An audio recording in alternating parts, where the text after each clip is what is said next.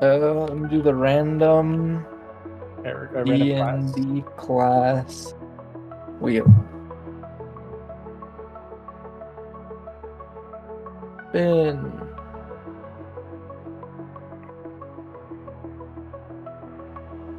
Dang, Bard. He wants to do. They never didn't then on Bard twice.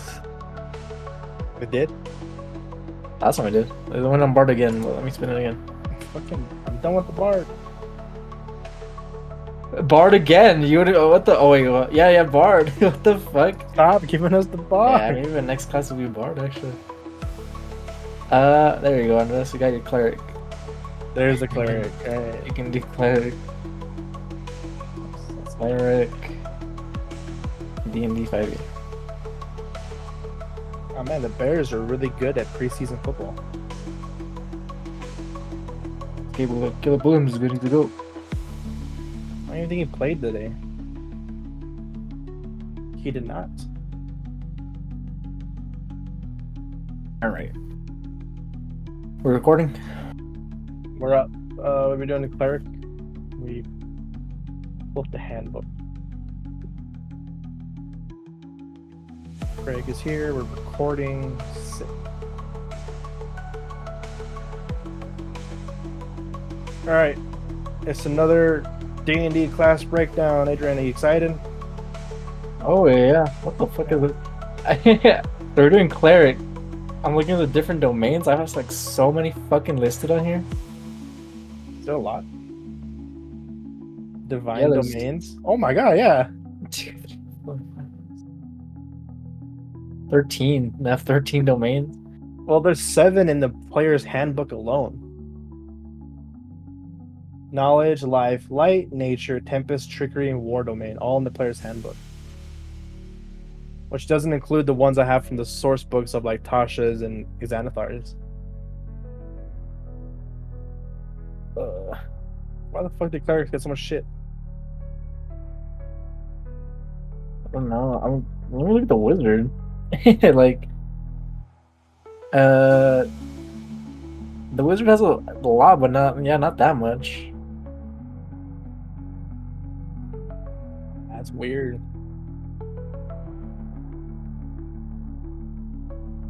I'm close. It's the wizard's 11, cleric's 13, but shit. All right. I don't know which one to pick though. 1, 2, 3, 4, 5, 6, 7, 8. In the player's handbook, there's the normal 8 schools of magic for wizards. Mm-hmm. But fuck, the cleric and wizards have a lot to pick from, just in the base game. Like not including source material, other source books. That's crazy. Anyways, you know anything about a cleric? Well, I know anything? I know they're strong. They're one of the strongest classes.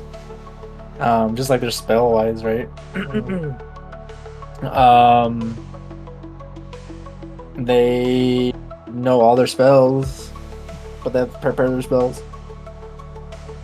And I guess they're like kind of touted as like the healer, right? That's like the stereotypical thing, like, oh, this guy believes in God, and so he can heal you. I don't know. I mean, that's like the stereotypical one. That's what I kind of think. Like, oh yeah, this guy's. It's like a crusader almost. Does that make sense? Like a holy crusader. Yeah. What's the difference between a paladin and a cleric? Is a paladin just more like melee focus, and a cleric is more spell focus? That's what I thought, was that a paladin's more strength based, as in like offensive output, and the cleric is more support. Because even like their good spells are kind of support based / defending a certain area. Because like their Guardian of Faith isn't a good offensive spell, but it's a really good, area denial spell.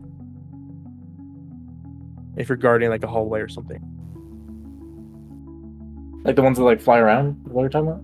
No, there's just one where you summon like you summon a god or like an ally that can't move, that only has a 20-foot radius, and anyone who enters in the radius of the enemy, he'll hit. Oh, I see. I see that. I seen And that it's in the Baldur's Gate actually. yeah, it's the one that does like it's guaranteed to do 10 damage, but if you fail, it does 20. But it maxes out at 60. So once it deals 60 damage, it leaves. Awesome. Yeah. I But mean, that yeah. I spell guess lasts like 8 hours. It's gonna outlast any fight you have, and you can't move it. So it's really a defensive support spell. that's true. But like, I don't know. They still do pretty good damage. Yeah, I guess just like the paladin is more offensive or yeah, maybe more combat focused. Is it like, no, is that the right word? Melee focused? Melee focused, I think. I mean, I guess we'll find out once we dedicate an episode to the paladin. But I always thought like their spells and stuff is like giving them a better offensive output. So either like blessing their weapons, getting more strength, or something like that. Yeah. You know what's my problem with the cleric and the paladin? Maybe I'm just not the creative. Like, I just don't like the idea that they have to like that they have a god to answer to. Does that make sense? Mhm. Like I was trying to figure out like how can you break the mold on a cleric, right? So that's where they get their magic from, is like their god. But like, how can you make it to where it's cooler? Do you know what I mean? It's not so like cut and dry, because it's like, what if you could give them like a, what's it called, a like a, what would you say? Would you say that like the chaotic good, lawful good? Which one's the clerics? Yeah, and paladins. Oh, they're both lawful good, I would assume. That's what I think too, and I think it's boring. That is kind of boring. But like, how would you make a cleric? Like, what would the story be of a cleric who's not that? Like, how would you do it? I don't know. Because once you start like trying to break away from that, aren't you getting onto like warlock territory? That's what I'm saying. You mean? Mm-hmm. Yeah, like, yeah, because that's what a warlock is. Yeah, it's like I made a deal to be stronger or to achieve my own personal goal, Mm-hmm. right? But it's like the cleric and the paladin serve their god, which is kind of lame. Like, yeah, how would you do it where? I don't know. Maybe you can say. Maybe you can kind of say it is like the warlock. Like, oh yeah, like I have a mission and this god helped me accomplish that. What if it's not serving a god, but what if you just have a relic of an ancient god, and that's giving you your powers? Oh, that's true. Yeah, like maybe like a pendant or something like that. Yeah. Uh-huh. And it's like, yeah, this has just been passed down. I mean, like, this is my ritual, this is what I've known. And maybe you don't know. Yeah, because I do feel like, I mean, I agree, having to follow some sort of oath or some sort of deity is kind of lame. It is kind of lame. Because you're just basically following orders for someone instead of being your own character. Yeah, it's like it doesn't, it like takes away from your autonomy, if that kind of makes sense. I don't know. Like, no, I got you. I'm getting it. It's just like I've never thought of it that way, which is really weird to actually like kind of like shatter like the illusion a little bit. It's like, yeah, you're right. The game touts player agency and your own autonomy to kind of be whatever you want. But if you pick a class like Warlock, I guess not as much as Warlock, but you're still having to pick a patron. Paladin or Cleric, you're kind of just giving some of your autonomy up just to follow some sort of fake deity. And then you're role playing having to follow the rules of your god. yeah, and that's what kind of sucks too, because it's like, oh, well, your god wouldn't like that, you mean, or whatever the fuck. Well, bringing it back to Baldur's Gate, when I tried to play into Paladins, the first time I ever like looked into Paladin, and you killed someone. No, it was you. It was not me. I wasn't there. Okay, so I walked in on the fucking dialogue, and for some reason, it gave me control of the dialogue, and so I picked one of the two options I had. There was no say nothing or leave. It was pick these guys or these other or myself. And then once I made my decision, it's like, oh, you broke your oath because your god doesn't like that. Yeah, I'm and like, that guy shows up. what?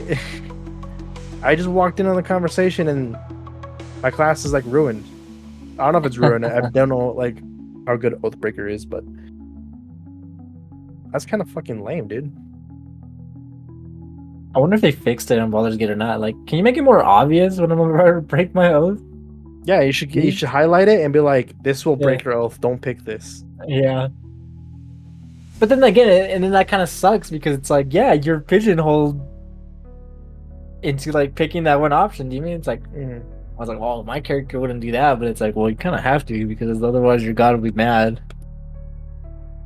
I don't know. The only other solution I can think of is like maybe, um, making your god cool, I guess, or And maybe cool making and it where the whatever. god gives you your free will, like, yeah, like, hey, you don't have to follow my blessings. Like, I bestowing you this gift because you did something, right? Mhm.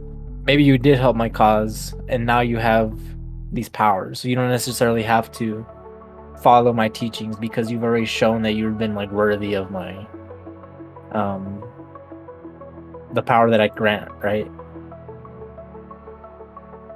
That's the only way that I would like think about it. You mean? And I wouldn't hold it to like where the cleric or the paladin necessarily have to do exactly what the god commands, right?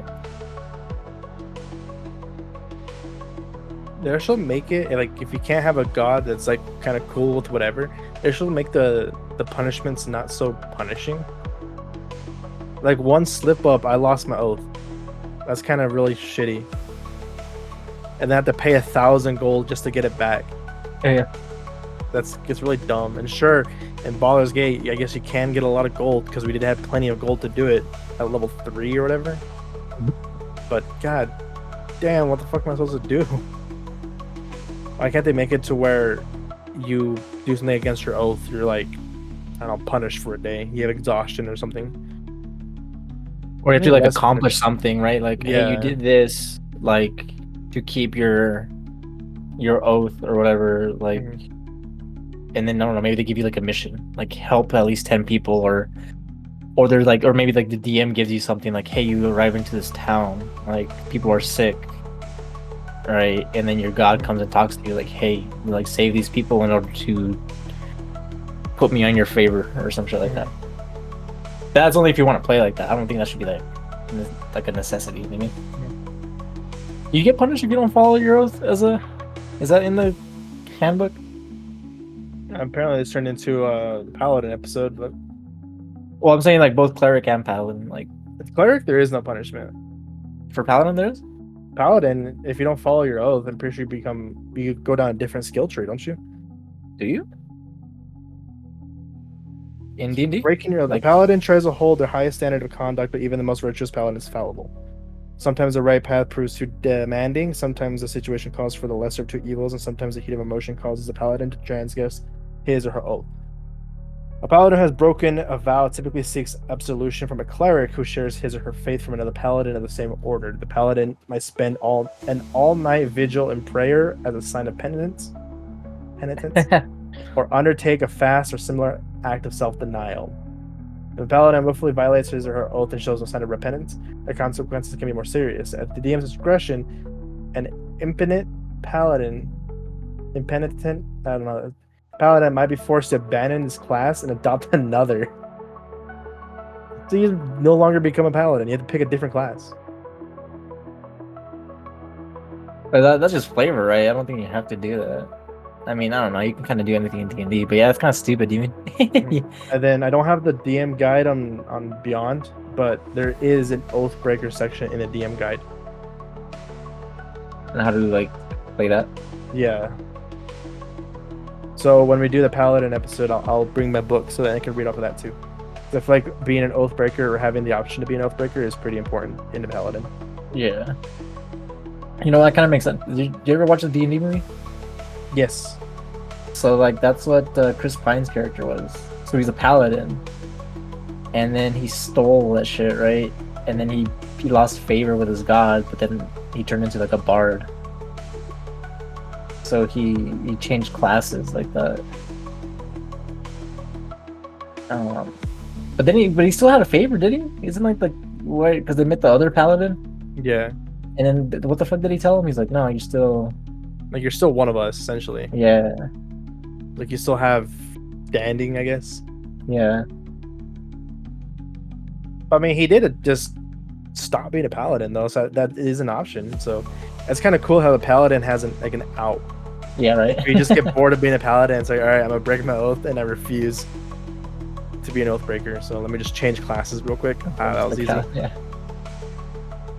I wonder if there's a penalty. Like, what if you have to lose like 5 levels or something? What the fuck? You can imagine. You have to start at level 1. It's like a level 15 paladin. Get bored at level 15, start at level 1, fighting the big bad at level 1. Yeah. Oh man, that'd be terrible. But funny. All right, do you want to get into the skill tree? All right, now we're getting into the actual episode, which is the cleric, not the paladin. Yeah. Although very similar. Yeah. And next week is a paladin. Yeah. All right, so the cleric is just what? It's just a religious warrior, or that's that Religious mage. I think that's a paladin. I think paladin is a religious warrior. Cleric is a religious mage. Religious mage, yeah. Basically. Cool. All right. So I guess we can get the skill tree. I mean, level 1's always going to be you get your spells and you pick your domain, and I guess we'll do our own domains later. Yeah, I'm kind of looking at them now. I'm not sure exactly which one I want. But yeah, we'll go into domains. What's a domain? A lot of domains do a little different things. What's a divine domain? In a pantheon, every deity has influence over different aspects of mortal life and civilization, called a deity's domain. All domains over which a deity has influence are called the deity's portfolio. For example, the portfolio of a Greek god Apollo includes the domains of knowledge, life, and light. As a cleric, you choose one aspect of your deity's portfolio to emphasize, and you're granted powers related to that domain. So, like, if you pick the light domain or life is going to be all about life. You can imagine. It's about healing, reviving, and just being the symbol of life. Or you can pick other ones like, I don't know, trickery is a popular one, right? Yeah, actually, a lot of these are pretty popular. Tempest, Trickery, Twilight, War. Trickery is just basically, I guess, following like Loki. If you know, he's a trickster god. But this is all like charming people, disguising yourself, making different illusions and all that stuff, basically tricking the people. Is that what Shadowheart is in Trickery? Yeah. So a domain is just picking one aspect of a god and just being a one-trick pony. It's like, I like war, so I'm gonna just do damage shit, or I like reviving people, so I'm gonna do life. That's what a domain is. You pick one at level 1, and you get your spellcasting. Level 2, you pick your channel divinity, and then you get your domain feature. At second level, you gain the ability to channel divine energy directly from your deity using the energy to fuel magical effects. You start with 2 effects such as Turn Undead. There's no one, right? I'm trying to find the other one. That's level 10. Destroy Undead's level 5. I guess you only get Turn Undead at level 2. Which, when you activate it, it does what it says. Every undead creature has to make a wisdom save, or they have to run away from you. You get that level 2? Turn on it? Yeah. Destroy Undead is level 5. What's that? Destroys undead. It's like Turn Undead, but they destroy it. The CR level, 1/2 or lower, and then it goes up to 4 or lower. That's 17. Your channel divinity only happens once per long rest. Once per day, I guess. One rest. Level 3 is nothing, and then level 4 is ability score improvement. Honestly, the cleric doesn't get a lot. It's all You domain. Yeah, it just depends on the domain that you get. Huh? Mm-hmm. Wait, what's divine intervention though? That was a cool one. I like the intervention. Oh no, doesn't this one suck? Isn't it better than the new one? Wait, what's divine intervention? Beginning at 10th level, you can call your deity to intervene on your behalf when you need it. When your need is great. Imploring your deity's aid requires you to use your action, describe the assistance you seek, and roll a percentile dice. If you roll a number equal to 2 or lower than your cleric level, your deity intervenes. The DM chooses the nature of the intervention. The effect of any cleric spell or cleric domain spell would be appropriate. If your deity intervenes, you can't use this feature again for 7 days. Otherwise, you can use it again after you finish a long rest. At 20th level, your call for intervention succeeds automatically in all roll required. Also, is that your capstone? Yeah. What? I guess that's not bad. But like your DM has to decide, right? And it has to be like, so like you have to roll, so you're like a level, I guess you get this a level 10. You have to roll 8 or lower, that's what it said. Is it 8 or I thought it was your level? If you roll a number equal to or lower, okay, I thought it was like less than two less, right? Yeah, so it's 10%. When you get it, it's the 10% chance of getting divine intervention. What? And at most it gets up to 19%, because then at level 20 it's just automatic. Bro, it's kind of doo doo. What the fuck? But I mean, you can have it do anything you want. But it's up to your DM though.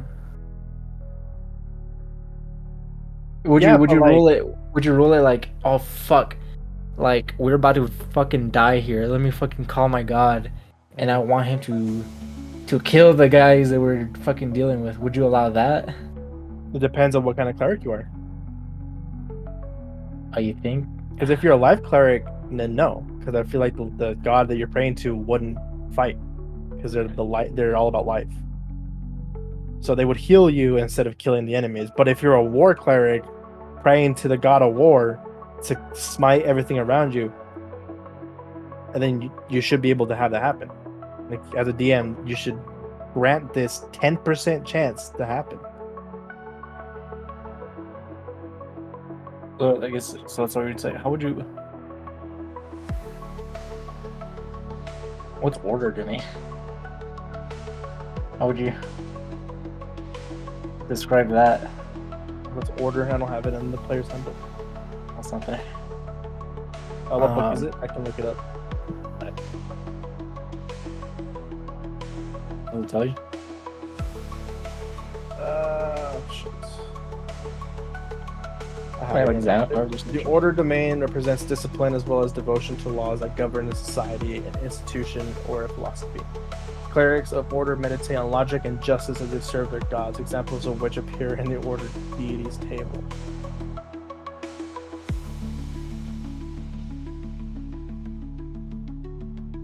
Like logic? Is that you have to come up with a Justice? logical way?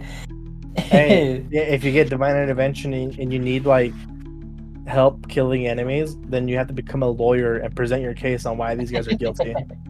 Yeah, right. It's what's that? Ace Attorney? Yeah, turn into Phoenix right now and tell me why I should imprison these people. That's funny.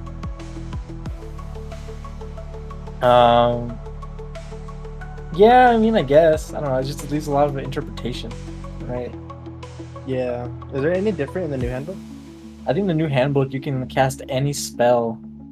I'm not sure what the percentage is to like get it, but you can cast any spell from the cleric spell list. And I don't know if it like depends on like the level that you are too. Like I'm not sure if you're like level 1 if you can cast like a level 9 spell or not. But I think it does just like leave. It gets rid of like the whole like, oh well, like, oh, would this work? Will my DM let me do this, right? I mean, it's kind of cool. Like I get it's almost get out things, but it's only 10% chance you fucking get it. Like, yeah, it looks like they got rid of it, right? Because it looks like divine intervention. The new one is just you get to pick As a magic action, choose any cleric spell at level 5 or lower that doesn't require a reaction, and you can cast it without material components or expending a spell slot. And then Greater Divine Intervention, you can just cast Wish when using that. But the capstone, or is that like the... Yes, capstone. So you get Wish, which is basically a guaranteed Divine Intervention, but you can't use it after 2d4 days. So wait, is a new Divine Intervention like you don't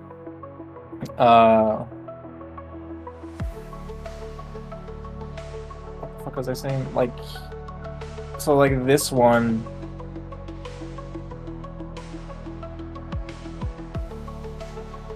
so this one, like you, it's like a percentage on it. Is the other one not like a percentage? Like you just automatically succeed? You just cast a spell? It's like once per day, can you cast a spell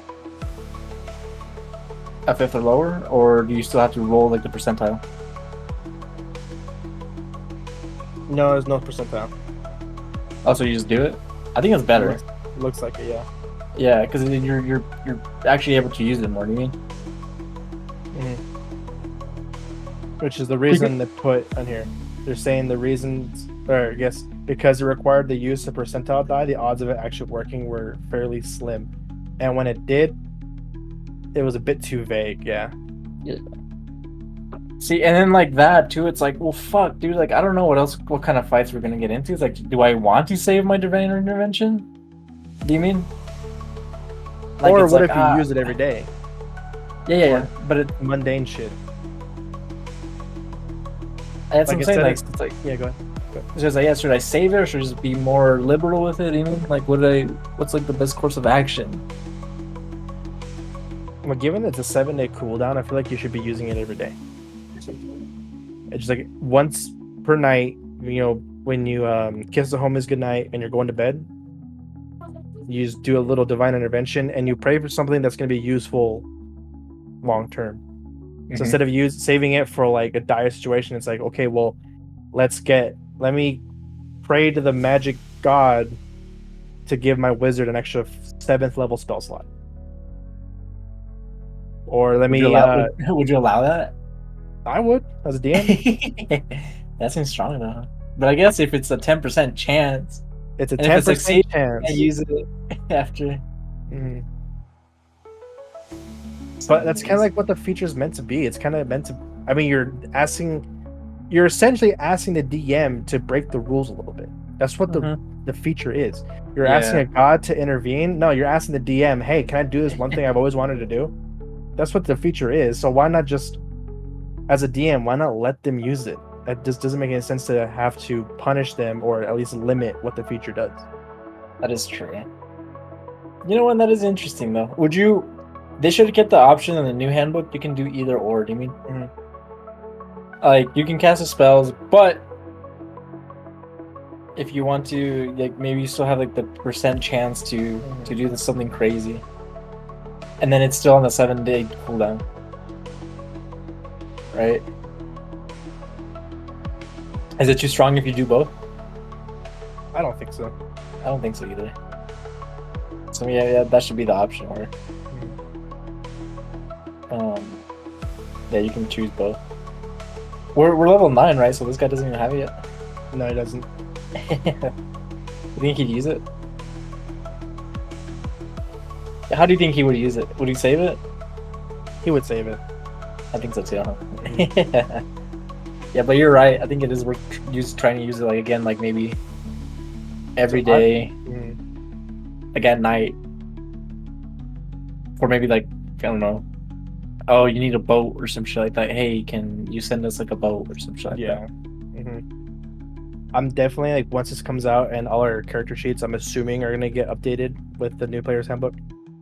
I'm definitely gonna give him the option of you can either ask for a legit intervention by me, in which if you well, see, here's the thing. There's a reason why they had a week cooldown. I guess I could do. You can ask for intervention. If it succeeds, you can't ask an intervention for 7 days, but you still get the spell casting aspect of it. Yeah. Because the feature is only being allowed to use. You can only use it once per day. So if you choose to ask for intervention, you can't get your spells. But if you choose your spells, you can't ask for intervention. So I think having the option actually balances itself out. I think so too. Mm-hmm. Yeah, they should just keep like that. And I don't know, like maybe you can find a way to break it, but like who cares? Those like that's like the point. Mm. And if it's too broken in your campaign, just like I don't know, fix it Yeah. somehow. Well, that's pretty cool though. Anything else they get?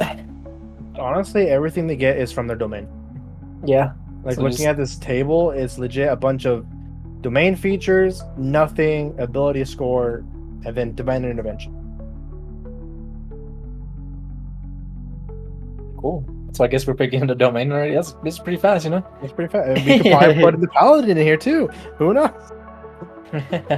What's a good domain? Do you want to start your domain? Did you pick one? Let me do Twilight, since that's I think that's like the strongest. It's like one of the strongest classes in D&D general. Can't decide between War or Tempest.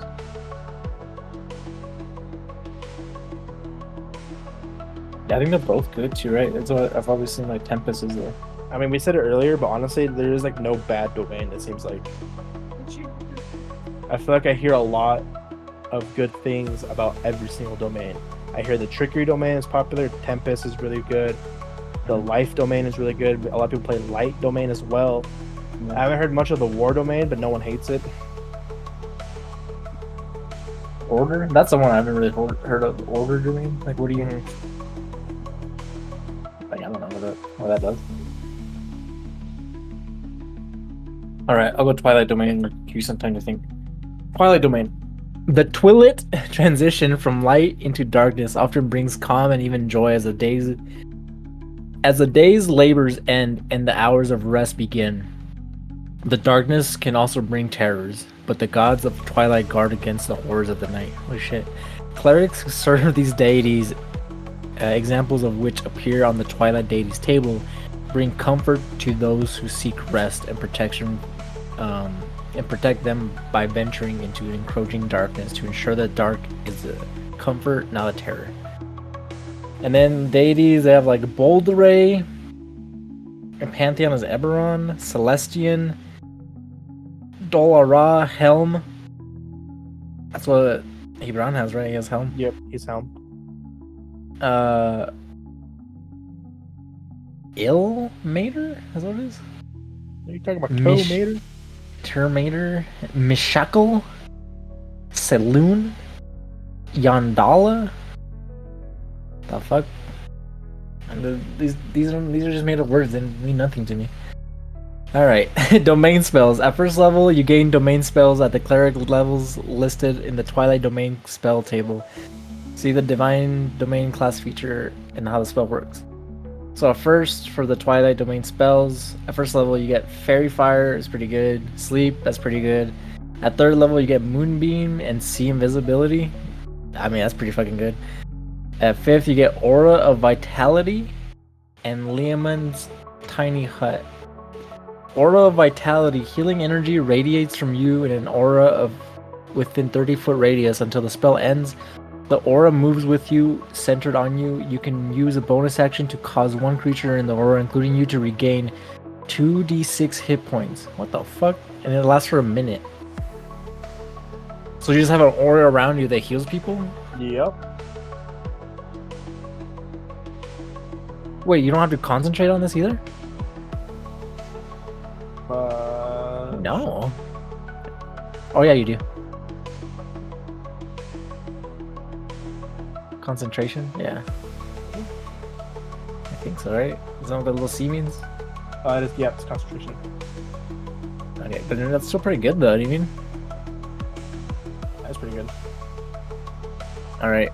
At 7th you get Aura of Life and then Greater Invisibility. This is your cleric level too, right? This is just what you get at these levels. Life preserving energy radiates from you in an aura of 30-foot radius until the spell ends.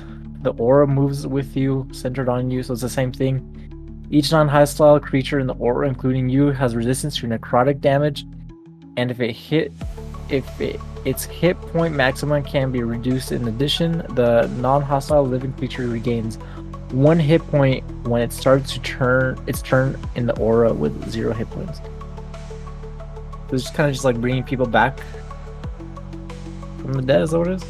And then just resisting the necrotic damage. Is that cool? That's pretty cool. Circle of Power? Is that anything? Mislead? I don't know. Whatever. Bonus proficiencies. First level Twilight Domain feature. You gain proficiency with martial weapons and heavy armor. And that's like a thing too, right? Some clerics don't have like heavy armor. Or like the weapon proficiency. Yeah, they're just full mage casters. But I think in the new rulebook, isn't it like you can choose? I think so. To either be more front lines or be more of a caster, which is pretty good. Eyes of Night, first level Twilight Domain feature. You can see through the deepest gloom. You have dark vision out to a range of 300 feet. In that radius, you can see in dim light as if you were in bright light, and in darkness as if you were in dim light. As an action, you can magically share the dark vision of this feature with willing creatures you can see within 10 feet of you, up to a number of creatures equal to your wisdom modifier, minimum of 1 creature. The shared dark vision lasts for 1 hour. Once you share it, you can't do so again until you finish a long rest, unless you expend a spell slot of any level to share it again. That's pretty good. What? So they all get, like, your whole party can get like 300 feet of dark vision? That's what I understood. I understand too. That's pretty. I mean, that's really good. Yeah, especially if you're not like, I don't know, like an elf, orc, what the fuck. If you're a human, I think that's pretty helpful.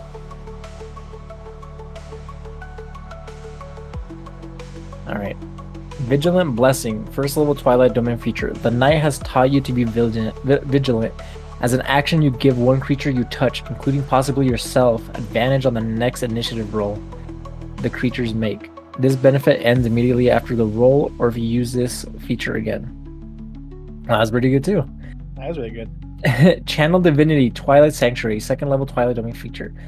You can use your Channel Divinity to refresh your allies with Soothing Twilight. As an action, you present your holy symbol and a sphere of twilight emanates from you. The sphere is centered on you and has a 30-foot radius and is filled with dim light. The sphere moves with you and lasts for 1 minute or until you are incapacitated or die. Whenever a creature, including you, ends its turn in the sphere, you can grant that creature one of these benefits.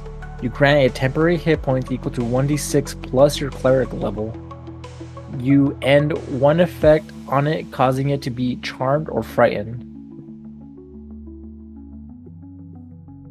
You end 1 effect on it, causing it to be charmed or frightened? Is this like anything in the sphere? Yeah.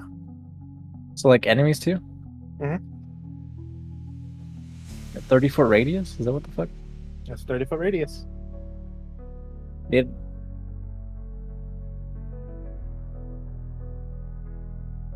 Wait, are they just charmed or frightened automatically? You don't have to fucking roll anything? What's confusing is it says you end 1 effect on it. What if there is no effect and you're just walking through it? I don't know. That's what's confusing, but they're just charmed or frightened? Like that just happens or what? yeah, I guess. That's how I would rule it. What the fuck? That's crazy. Like they're just charmed? Like anything can be charmed? Unless they have like a legendary resistance or some shit like that, or enemy resistance, or...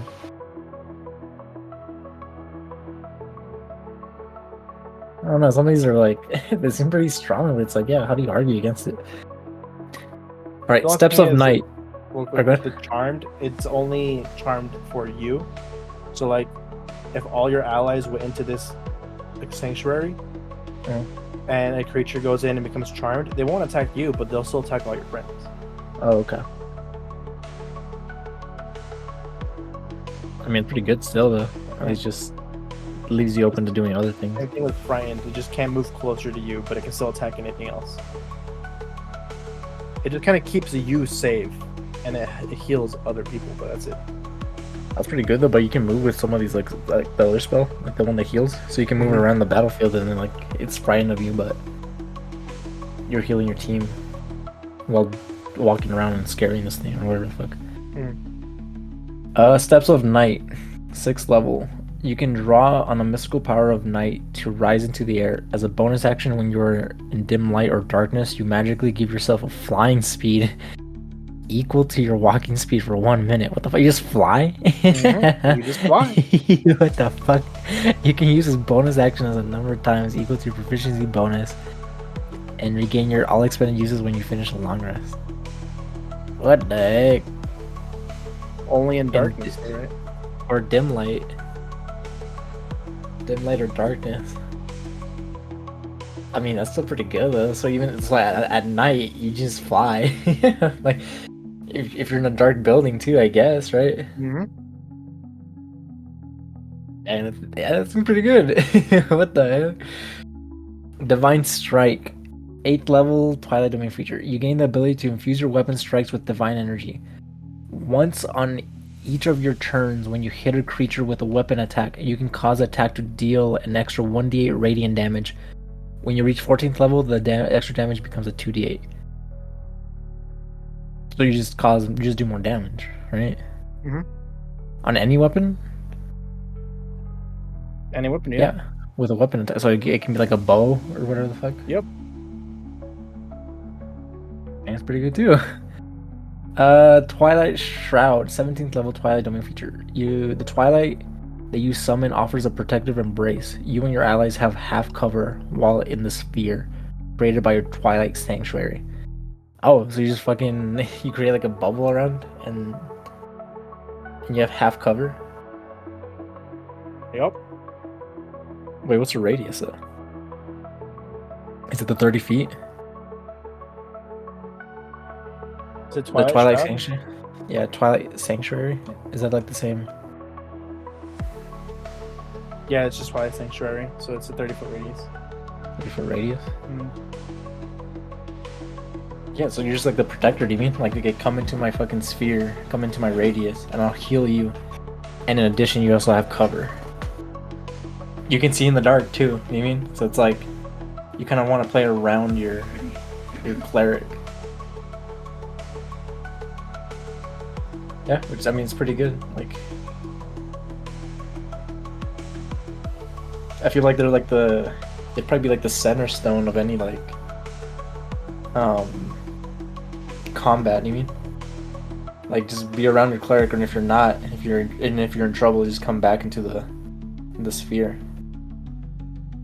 And then maybe you can go out and fight again, right? Yep. And then the cleric doesn't get hit, right? Because like they can charm or whatever the fuck. You know what? This reminds me of the Titan class in Destiny 2. Because they're super, they create a bubble shield that your teammates can run in and gain like benefits to their weapons or their health. And then their special class ability is they make a little called a rally barricade, and they make a little barricade for half cover for them. Oh really? Yeah. Like they got it from exactly. it, yeah. Yeah, what the fuck? You don't know if there's any other media or anything like that does like something like that similar to. Mm-hmm. That's good though. I like this class a lot. What did this guy get? Was he life domain? Yes. I'll double check, but I'm pretty sure it's light. Is it light? No, life. Alright, anything else on the Twilight? It seems really fun, really good. Yeah, I think so. I feel like it gives you a lot of options to kind of play around too. Mm-hmm. Yeah, what'd you pick? I was gonna go with I looked into Tempest and it seemed interesting, but a lot of it is just being lightning and calling it lightning. Yeah. So like, it really did one kind of like that with the Bard, I think, or something. I don't know. So I went with War Domain, That sounds like fun, which is like the same thing, or like the background is always gonna be the same because you're just picking, gods that excel in war. So like Ares and stuff. If you pick Tempest, it gave you the examples of like Zeus and Thor. So like the background isn't that interesting. But this one you gain proficiency in martial weapons and heavy armor at level 1, which I looked it up, and yeah, at level 1 you pick your divine order, and you get to pick either protector, which is martial weapons and heavy armor, or thaumaturge, which is an extra cantrip, and then you add your wisdom modifier to your intelligence checks. So that's what's different in the new cleric. But yeah, you gain proficiency in martial weapons and heavy armor at level 1. You're a war priest. So when you use the attack action, you can make one weapon attack as a bonus action. So you're just getting multi-attack. But you can only do it as many times as your wisdom modifier. So it's not as strong as just having multiple attacks like barbarian or fighter, but still more attacks than you usually get. At level 2, you gain guided strike, your channel divinity. You use your channel divinity to strike with supernatural accuracy. When you make an attack roll, you can use your channel divinity to gain a +10 to the roll.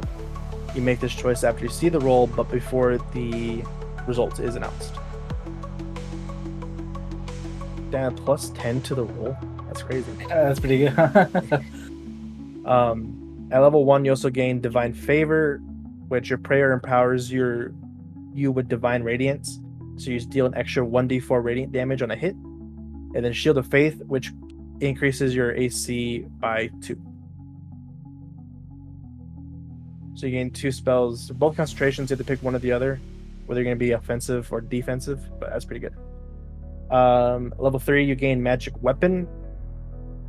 You touch a non-magical weapon, and until spell ends, the weapon becomes a magic weapon with a +1 bonus to attack and damage.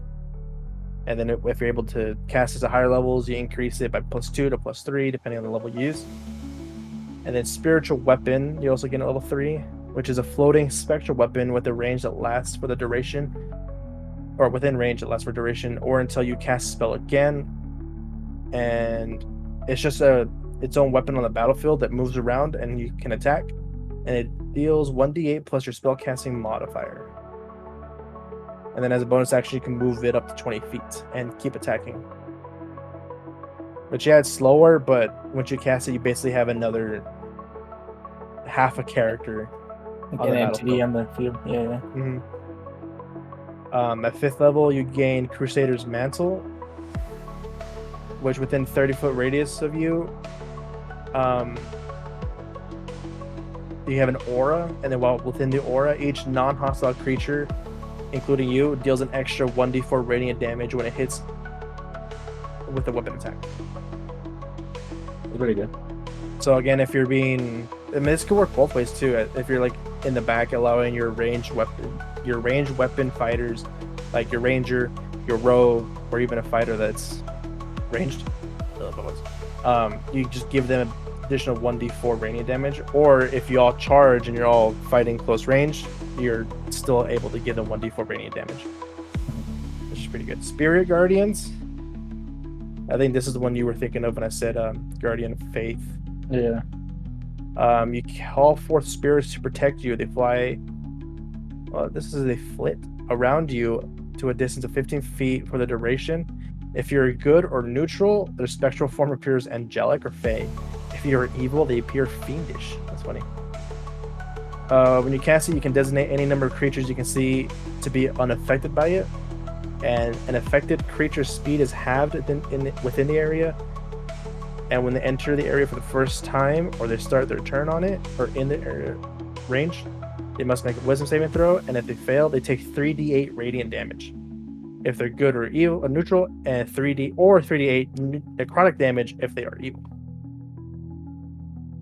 On a successful save, they take half damage, so they're still taking a lot of damage. And it's just there for 10 minutes. So it's just personal bodyguards for 10 minutes as you're fighting people. Yeah, it's like one of the most strongest spells in the game. At level 6, you gain a new channel divinity called War God's Blessing. when a creature within 30 feet of you makes an attack roll, you can use your reaction to grant that creature a +10 bonus to the roll using your channel divinity. And you, so it's the same thing as the other one, but you're giving it to your ally. Level 7, you gain freedom of movement. Which you touch a willing creature, which I would also assume yourself is included. And you ignore difficult terrain and other spells and magical effects that reduce your speed, and you cannot be paralyzed or restrained.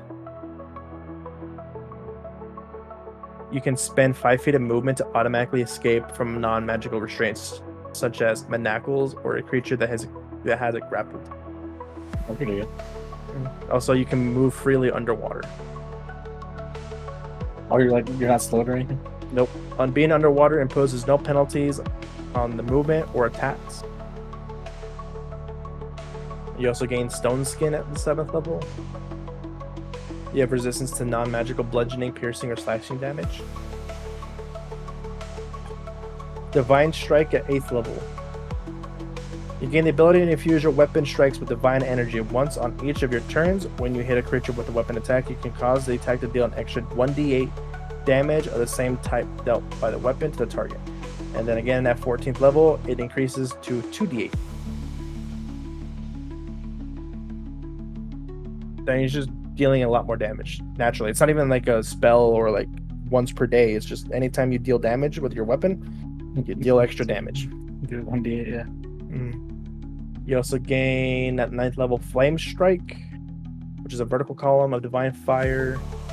Each creature in a 10-foot radius, 40-foot high cylinder centered on a point within range must make a dexterity saving throw or take 4d6 damage and 4d6 fire damage and 4d6 radiant damage. Or half if they succeed. And then you also gain Hold Monster, which you just target a creature. If they fail a wisdom saving throw, they are paralyzed. Which is good because once you're paralyzed, any creature is paralyzed and you're attacking them, you have advantage on the attack. And if you hit, it's automatic crit. Oh, really? Yep. Oh, shit. So imagine if you get Hold Monster and then you run up and you use your guided. Well, I guess you don't have to use your guided strike because it's advantage, so you don't really need it. But you have your divine strike, so you deal 1d8 at least extra damage on top of your strength modifier, on top of your weapon choice, and then it's automatic crit, so everything gets doubled. So it'd be like the 1d8, but it'd be like a 2d8? Is that how that works? Well, it'd be 1d8 plus 1. It's a 8 plus 1d8 because I guess the rules would be it's 2d8 because they're crits double. Mm-hmm. But if you're using my rule, I guess a lot of people rules too. It's not like I'm original or anything, but you max out the roll, so it's 8 plus 1d8 damage, plus the max amount of your weapon damage, plus another roll, plus your modifier. That's pretty good. Yeah. Fucking Wardomain's fucking beefy out here. He's beating all his fucking damage. And then last but not least, at 17th level, you are Avatar of Battle. You gain resistance to bludgeoning, piercing, and slashing damage from non-magical attacks, which I think is really lame because you get a spell that does that. What's it? You get a? Is it the Stone Skin? Yeah, which is fine because you can just give it to someone else. But like, if your capstone is just replacing a spell you already had, gaining that spell is kind of redundant, and you could have got a different spell. That is true, isn't it? Mm-hmm. Because it lasts an hour too. So yeah, and it's only a 4th level spell. So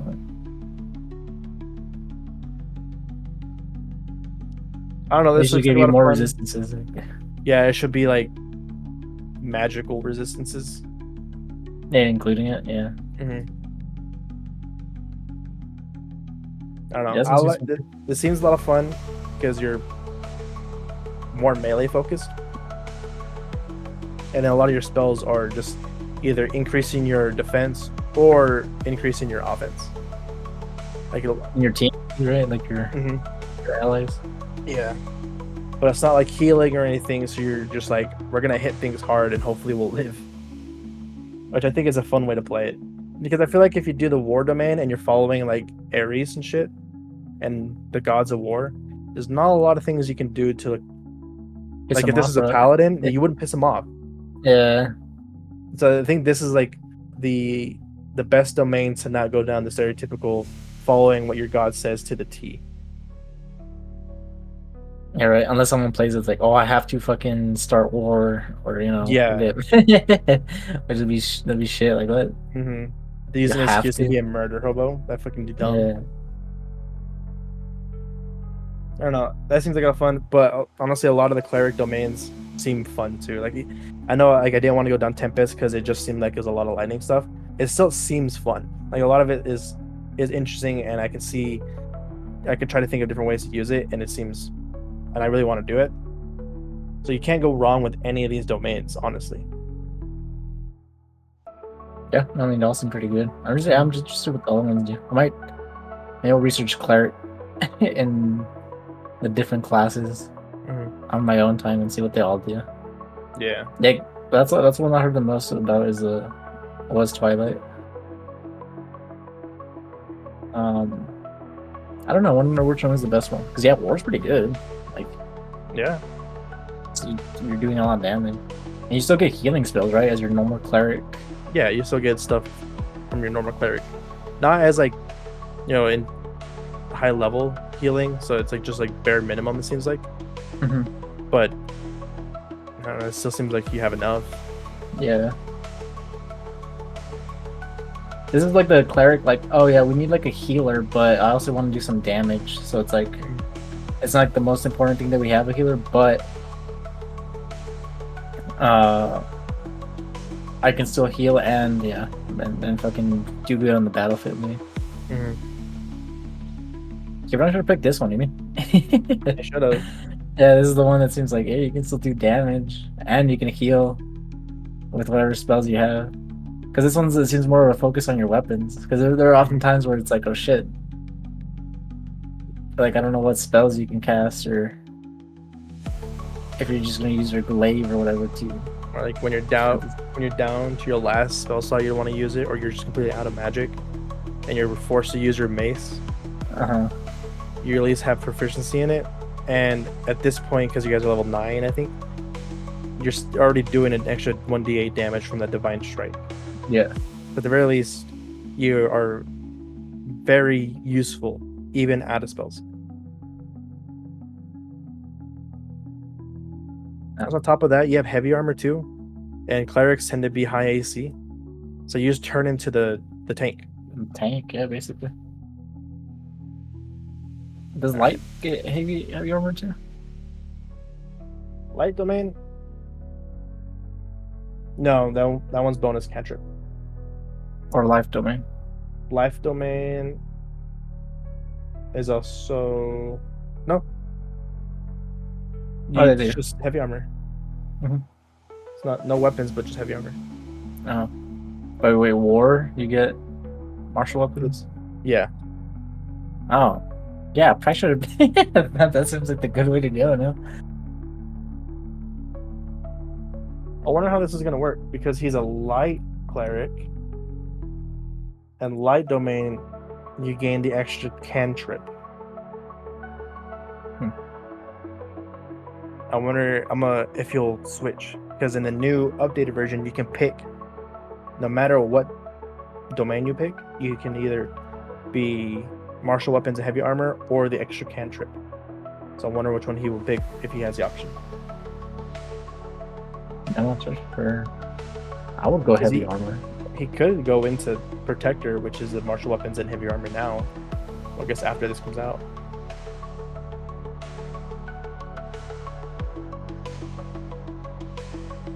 I don't know. It's interesting though. What would you rate the cleric or rank it in your tier list?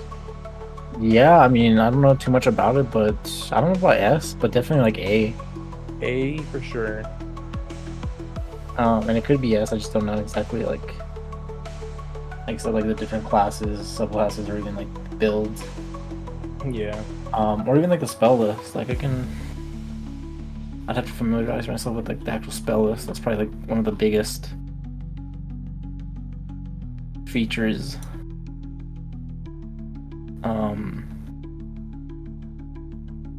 For the cleric, you mean? I mean, just reading just kind of at face value, it seems like you can play cleric in a lot of different ways. There's a lot of versatility to it. I think it's A. Again, I don't know much about it, so I can't put an S. The only thing that knocks it down is it seems like a lot of these you're gonna have to be some sort of lawful good or follow your deity to a T, which I think is kind of lame and takes away somewhat of the agency of the player. But if you're able to find a way to kind of circumvent that and just not have to follow the teachings of your deity, or have to set up a church, or have to, try to convert people to your religion or anything like that. Yeah. Unless you want to as a player, then that's fine. But if like the domain or the god you're following is forcing you to do that, I think it's just kind of lame, and that's why I can't put it higher than A, and I even considered putting it in B. But the versatility of the class itself is really good, so that's why it's A.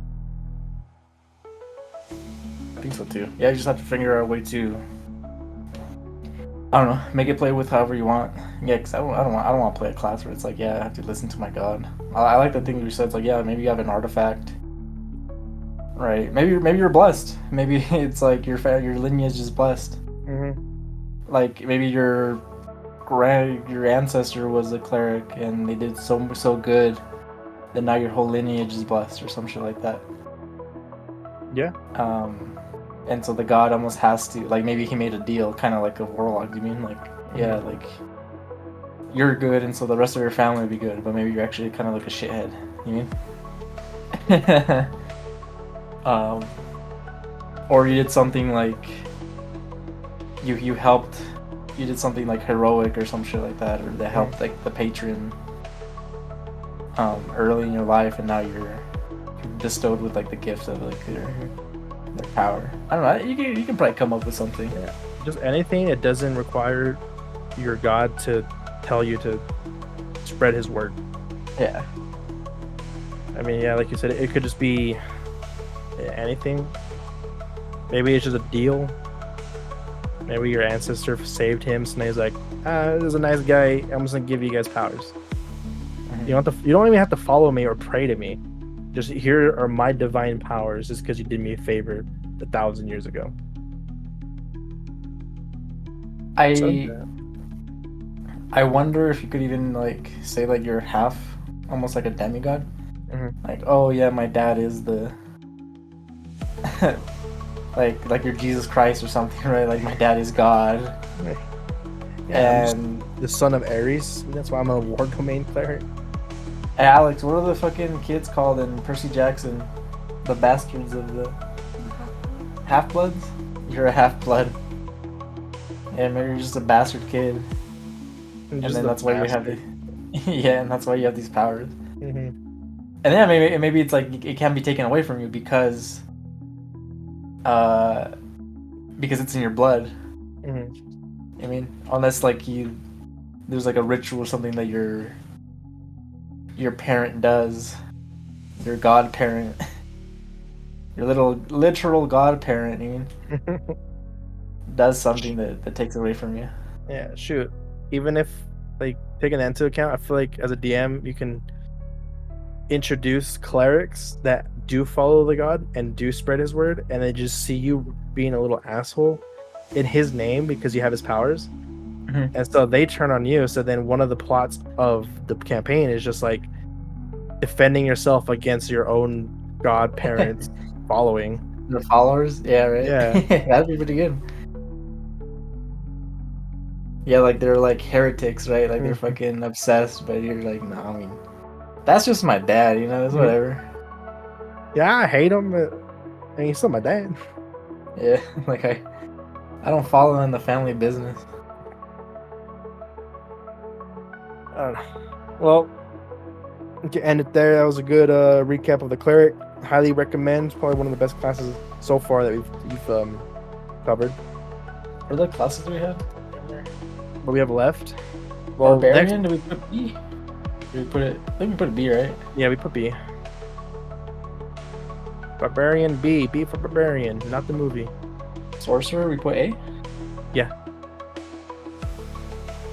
Bard, we put A. I think so. That or B. A or B, but might have been Ranger, was it C? A. Ranger was C. Monk, was Monk B or C? Monk might have been C. I think Monk might have been C, huh? All right. Do you want to do Paladin? Is that what we're doing next? Next week will be the Paladin. I mean, at this point, we should just keep going, but it's already almost 10, and I got some homework to do. All right. That was it for this supplemental. Hope you enjoyed it. Again, comments are now a thing, so let us know your thoughts on the Cleric.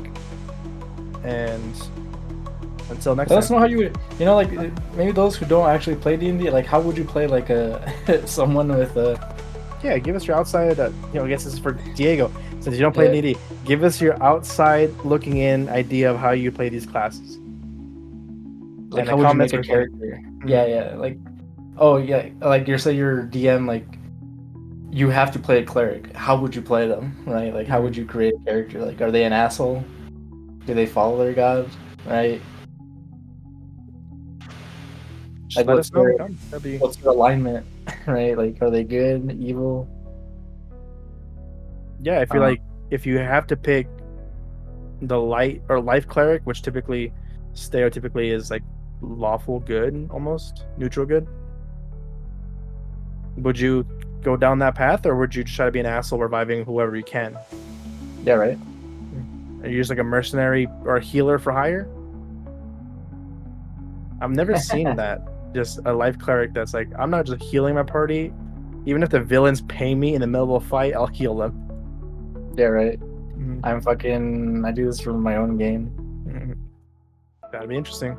Yeah, but then it's like, how do you get those powers? Do you mean like, what would your god be happy that you're doing this? And so how did that work? Or maybe you do have an artifact. Maybe there's an artifact blessed with the divine power that you stole, or you came into possession of it somehow.